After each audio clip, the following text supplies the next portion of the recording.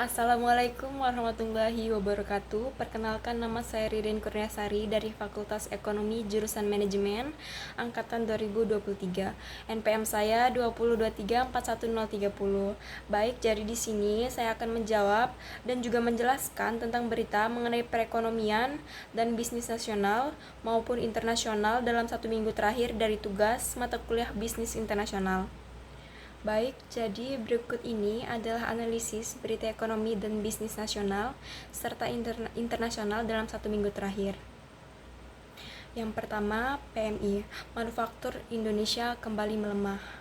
Pada Juni 2025, aktivitas manufaktur Indonesia kembali menunjukkan kontraksi. Berdasarkan rilis S&P Global, Purchasing Managers Index PMI, Indonesia mencatat di angka 46,9. Angka ini berada di bawah ambang batas netral yaitu 50,0%, yang menunjukkan bahwa sektor manufaktur sedang tidak tumbuh, bahkan cenderung menyusut. Kontraksi ini terjadi selama 3 bulan berturut-turut. Pelemahan ini disebabkan oleh penurunan pemerintahan baik dari pasar domestik maupun internasional, serta tekanan pada biaya produksi akibat tingginya harga bahan baku dan energi. Penurunan aktivitas ini berdampak langsung terhadap pengurangan jam kerja, berkurangnya jumlah pesanan baru, serta menurunnya investasi pada sektor industri. Jadi, hal ini menunjukkan pada bahwa pemulihan ekonomi pasca pandemi masih rapuh.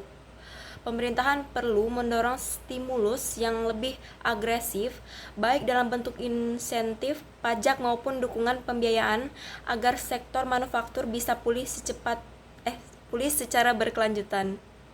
Yang kedua, OECD, pangkat proyeksi pertumbuhan ekonomi dunia. Organisasi Kerjasama dengan Pembangunan Ekonomi yaitu OECD memangkas proyeksi pertumbuhan ekonomi global menjadi 2,9% untuk tahun 2025. Pemangkasan ini dipengaruhi oleh meningkatnya proteksionisme perdagangan di beberapa negara besar seperti Amerika Serikat dan Tiongkok, serta lambatnya pemulihan konsumsi global. Ketegangan dagangan yang terus meningkat menyebabkan berkurangnya perdagangan internasional dan mengganggu rantai pasok global. Hal ini sangat berdampak pada negara-negara berkembang, termasuk Indonesia yang masih bergantung pada ekspor komoditas dan barang manufaktur. Jadi Indonesia harus memperluas diversifikasi pasar ekspor, khususnya ke negara-negara non-tradisional, serta menguatkan permintaan domestik untuk menjaga stabilitas ekonomi nasional. Dan yang ketiga, Amerika Serikat terapkan tarif baru terhadap produk Vietnam. Pemerintahan Amerika Serikat mengumumkan akan menerapkan tarif sebesar 20% terhadap produk ekspor asal Vietnam. Keputusan ini merupakan hasil dari negosiasi dagang bilateral yang bertujuan untuk menyeimbangkan neraca perdagangan AS serta melindungi industri dalam negerinya menjelang pemilihan umum. Kebijakan ini menimbulkan kekhawatiran di negara-negara Asia Tenggara lainnya termasuk Indonesia mengenai potensi perlakuan tarif serupa terhadap produk ekspor mereka. Hal ini juga menciptakan ketidakpastian di pasar global dan dapat berdampak pada daya saing ekspor negara-negara berkembang. Jadi Indonesia perlu memperkuat posisi dalam perjanjian perdagangan bebas dan juga mempererat hubungan dagang dengan mitra strategis lainnya untuk menghindari resiko serupa.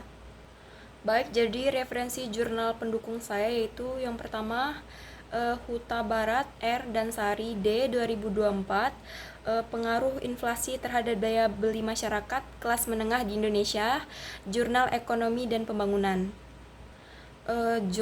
Referensi jurnal kedua yaitu Siregar M TAL, efektif dari 2023, efektivitas insentif fiskal untuk mendorong pertumbuhan sektor manufaktur pasca pandemi, Jurnal Kajian Fisika Indonesia. Baik, jadi kesimpulannya, dalam 1 minggu terakhir terdapat berbagai dinamika ekonomi nasional dan global yang menunjukkan pentingnya kesiapan Indonesia dalam merespon tantangan eksternal. Pemerintah perlu fokus pada penguatan sektor produksi domestik, menjaga daya beli masyarakat, serta memperluas pasar ekspor. Koordinasi lintas sektor sangat dibutuhkan agar Indonesia mampu menjaga ketahanan ekonomi di tengah ketidakpastian global. Sekian dari saya, terima kasih.